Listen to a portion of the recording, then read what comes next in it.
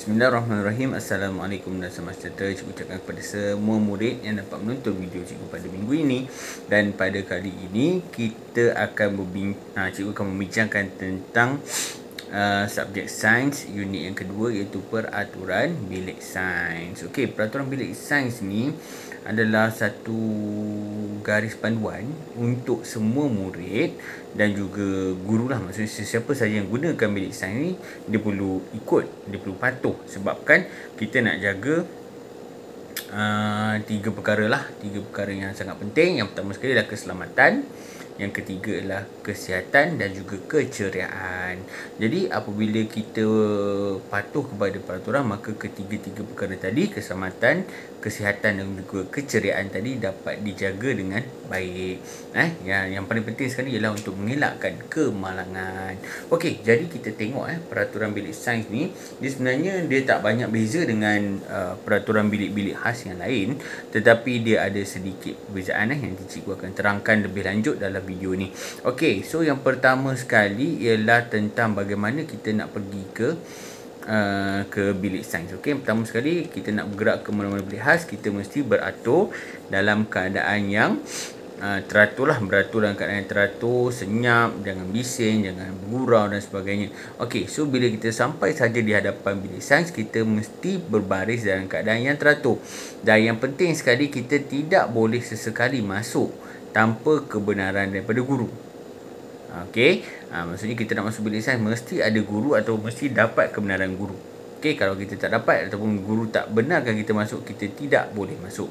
Okey, so kita mula-mula sekali kita akan beratur di luar bilik dengan senyap. Okey, kita masuk dengan kebenaran guru. Okey, kemudian kita pastikan kita masuk-masuk saja, kita pastikan kita buka tingkap. Okey, kita buka kipas untuk pengudaraan yang baik. Okey, yang keempat ialah duduk di tempat yang ditetapkan. Contoh, kalau kita ada meja dan kursi itu, kita duduk mencukupi lah. Maksudnya jangan kita pergi duduk dekat tempat-tempat lain yang tidak sepatutnya, sebab kursi telah disediakan, meja juga telah disediakan. Kita duduk di tempat yang sepatutnya. Okey, jangan kita masuk-masuk mak masang bilik sains kita sembunyi pula. Ada juga yang berperangai macam tu, dia main-main kan, dia sembunyi sebagainya. Jadi jangan. Okey, kemudian yang kelima ialah ikat rambut dan pakaian-pakaian yang kemas dengan kasut tertutup. Okey, ikat rambut ni untuk pelajar-pelajar yang bukan muslim, yang non-muslim.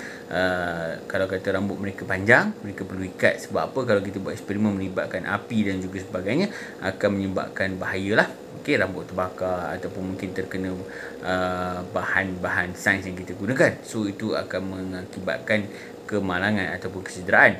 Okey, jadi kita kena pakai pakaian yang kemas. Maksudnya kita pergi sekolah, mari kita pakai pakaian yang kemas kan. Saya rasa tak ada apa masalah. Dan juga kasut tertutup. Yes, kita pakai kasut tertutup. So tak ada apa masalah.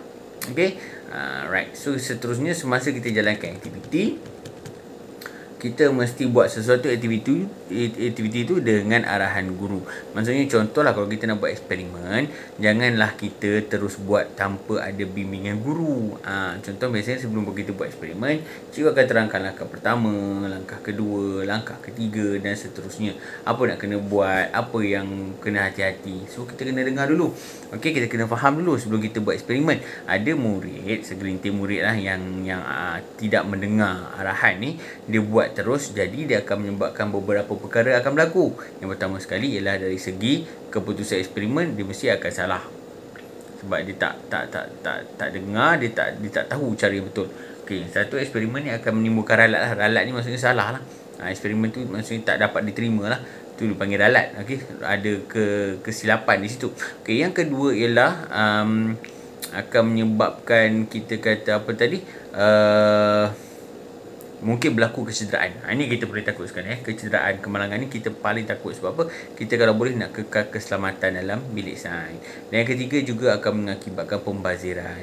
Sebab bila kita tak buat eksperimen dengan betul, eksperimen tu tadi jadi salah, jadi ralat, jadi kita terpaksa buang bahan sains yang kita patutnya kita dah buat betul, tapi kita buat salah, jadi bahan tadi kita terpaksa buang kan, tak dapat hasil betul. So itulah satu pembaziran.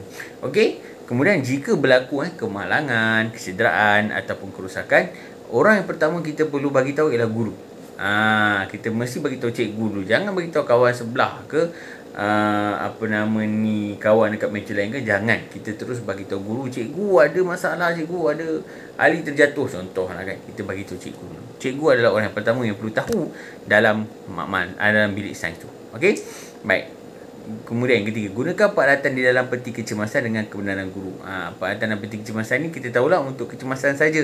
Jadi kita tak boleh suka main keluarkan gunting, kita keluarkan bandage, kita keluarkan ubat kuning dan sebagainya, kapas dan sebagainya. Kita tak boleh buat macam tu.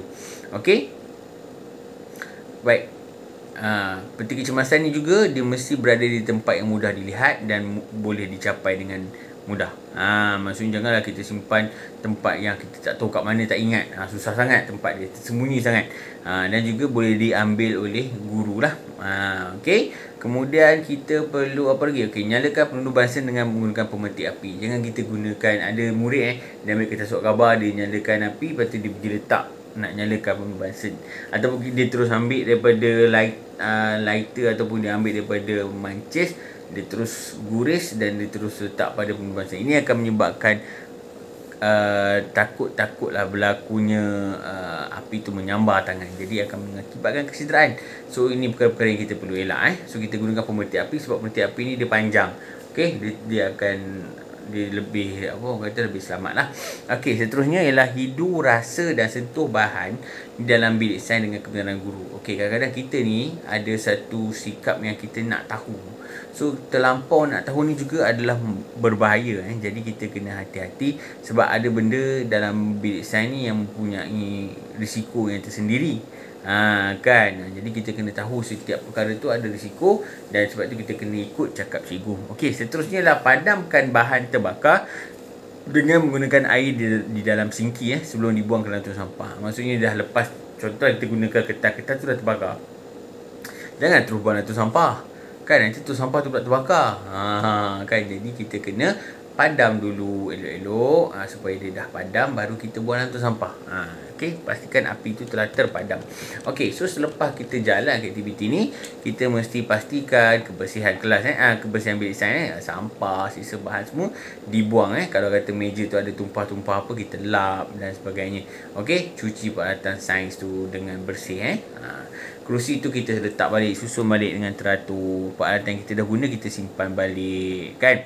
Kemudian tadi kita masuk, kita buka tingkap. Jadi bila kita nak keluar, kita mesti tutup tingkap juga untuk keselamatan lah. Okey. Suih lampu, suih kipas yang mana kita gunakan peralatan elektrik kita kena off. Dia kena tutup.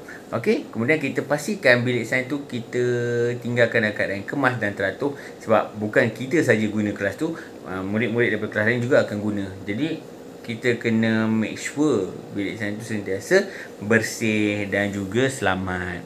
Okey, kita tengok kepada 5 perkara yang dilarang semasa dalam bilik sains. Ini pantang larang, tak boleh buat. Pertama sekali ialah dilarang membawa beg sekolah. Okey, kenapa kena larang ni? Sebab beg sekolah ni, satu, dia boleh mengakibatkan kemungkinan lah, dia ada kemungkinan mengakibatkan peralatan bilik sains mungkin rosak. Mungkin terlanggar, kita bawa beg, terlanggar dan dia jatuh dan sebagainya. Okey, dan satu lagi untuk mengelakkan ada murid yang membawa balik peralatan sains. Kadang ada murid yang dia suka ambil tabung uji ke apa saja benda yang dalam bilik sains, dia ambil, dia masuk dalam beg dia. So ini akan mengakibatkan kerugian kepada pihak sekolah. Okey, yang kedua kita tidak boleh makan dan minum. Ni maksudnya di mana-mana pun tak boleh makan dan minum kecuali kantin saja kan. Jadi ini adalah peraturan yang agak normal, biasa saja. Okey, yang ketiga tidak digunakan bergurau dan berlari. Ni pun sama, kita tak boleh bergurau lah. Mana boleh bergurau lari dalam bilik sains? Bilik sains lagi banyak peralatan yang mudah pecah dan berbahaya. Kita jangan lari-lari, gurau-gurau, tak boleh. Okey, yang keempat tidak dibenarkan bermain-main dengan peralatan sains. Betul, kita jangan main, kita guna untuk buat eksperimen tak apa. Main ni maksud kita baling lah, lambung-lambung lah, kita main dengan kawan-kawan, lambung sebelah dia, lambung kita tangkap, kita lambung dia tangkap. Bahaya, jangan Okey, yang terakhir sekali, tidak dibenarkan membawa keluar peralatan dan bahan sains tanpa kebenaran guru. Maksudnya kita seludup keluar, kita simpan dalam beg, kita keluar sebab balik kita nak main dengan kawan. Ini jangan berlaku, kita jangan buat. Okey, ini sangat-sangat bahaya. Okey, so bila kita menjaga kita buat apa yang patut dibuat dan kita meninggalkan perkara yang kita larang, yang dilarang, maka kita dapat menjaga keselamatan, kesihatan dan keceriaan bilik sains itu tadi. Okey, jadi cikgu rasa sampai setakat ini saja video cikgu pada minggu ini. Saya jumpa lagi pada minggu hadapan dan nanti cikgu akan share nota ni dalam grup WhatsApp kita. Okey, bye bye. Assalamualaikum dan selamat malam.